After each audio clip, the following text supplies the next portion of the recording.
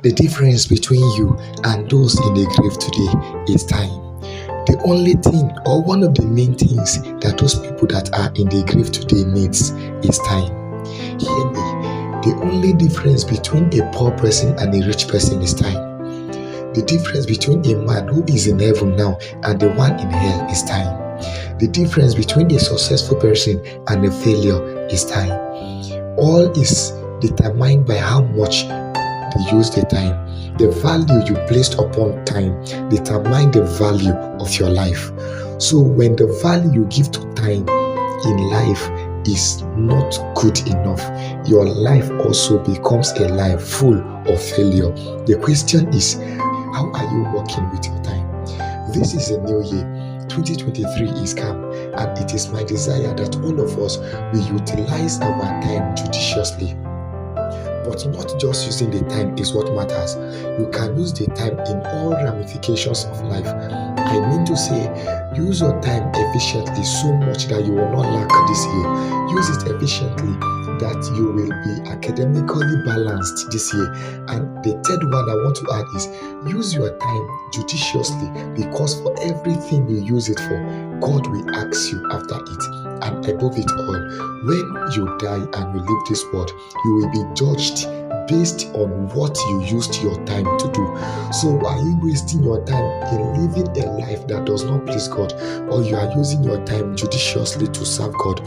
As we look for money, as we pursue after academics, as we pursue after many other things of life, remember that we must also pursue after the affairs of God, because every other thing we happen upon will not have eternal value, but God will always have. If we serve God tenaciously, through that we will have eternal value. When our works on earth is done, when all is said and done, we will still be justified because we have utilized the time well. Time waits for no man. The time we see today is already running out. If you must utilize it well, you must arise. One more time I repeat, time waits for no one. The future already started yesterday.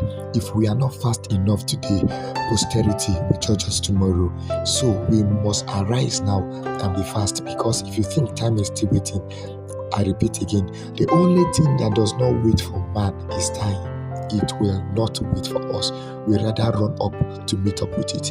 And if you are not fast enough, before you realize it, your time has elapsed. Your time will expire, and they will lie you also in the grave. And one thing will become your regret, that you didn't use your time well. January has just begun. New year has come.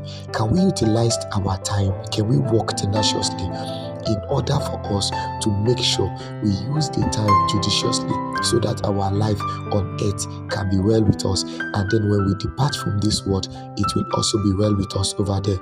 And apart from that, so that posterity, so that our children that is coming, the next generation, will give us praise. They will be happy that we used our time well, and how we used it actually affected them.